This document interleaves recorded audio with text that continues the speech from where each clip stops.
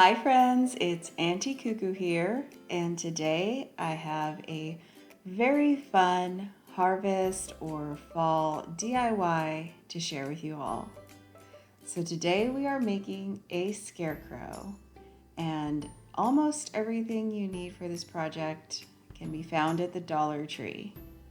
So it is a one-dimensional scarecrow. It's essentially a planked sign, but I'm so thrilled with how cute she is and how well it turned out. I just had to share it with you guys. She's already right outside my front door to welcome friends and visitors for the fall season. Now let's get into what you'll need to recreate your very own Dollar Tree scarecrow. What I used to make my scarecrow is one of the Halloween signs from the Dollar Tree that says beware. We're going to be using the flip side. I also have a piece of remnant fabric I picked up for just pennies from Hobby Lobby, some trusty burlap. You'll definitely need your hot glue gun and scissors, and some paint. Any sort of brushes and paint you have on hand should do. I also pulled a sunflower out of my arrangement on my front door that was from the Dollar Tree.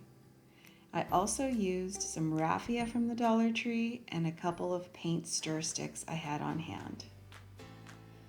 First, you're going to want to remove the label from your beware sign because we are going to be using the back. Now that was a little difficult. I really had to wet it down and give it a good scrub.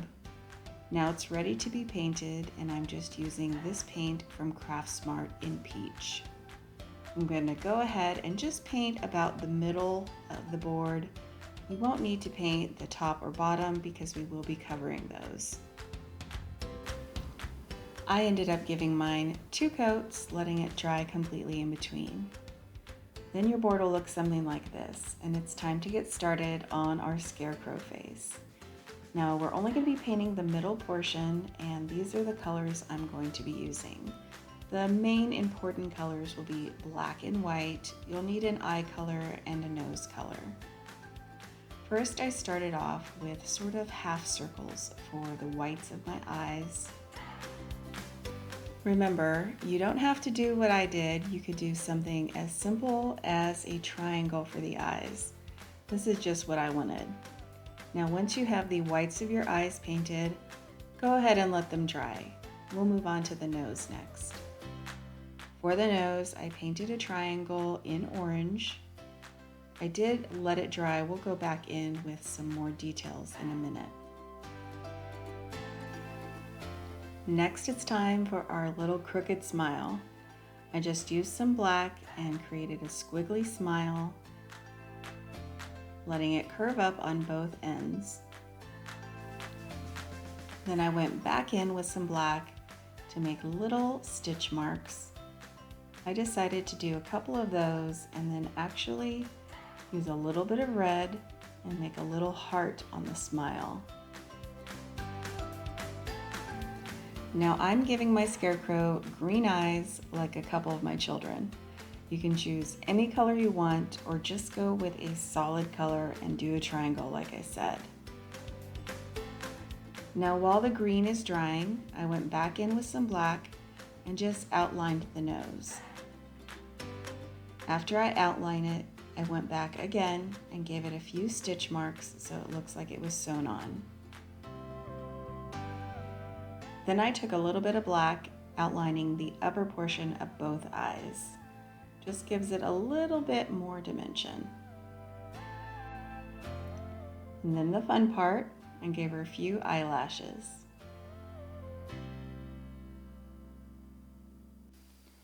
Now our girl needs some blush. So I took the red that I used on the heart, dabbed a little bit of white paint on a wet brush.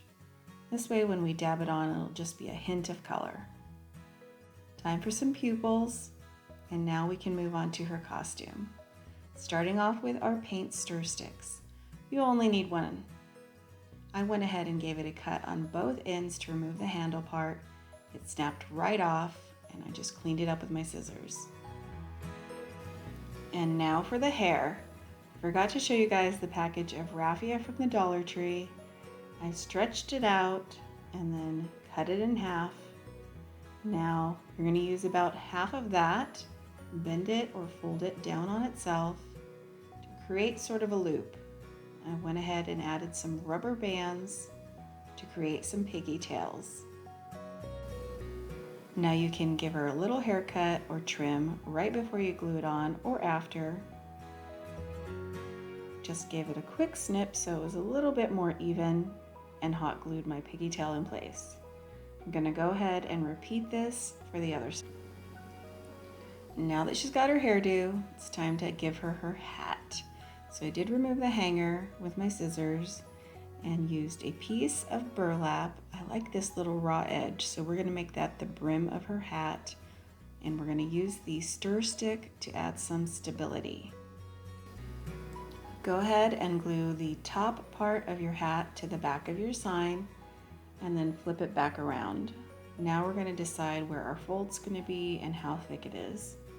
Once you've decided that, go in and give your burlap a quick cut right at the top of where you want the brim of your hat to be. Now you can go ahead and fold over both sides, hot gluing them to the back of the sign. Now she should look something like this. We're going to go ahead and use the stir stick for the brim of our hat, hot gluing it down, and then we're going to fold the burlap over onto the stir stick, hot gluing that down. Now the next step is completely optional. I had some really cute ribbon on hand and I decided to make some bows for her piggy tails. You could also use some raffia, twine, or even the burlap, whatever you have on hand.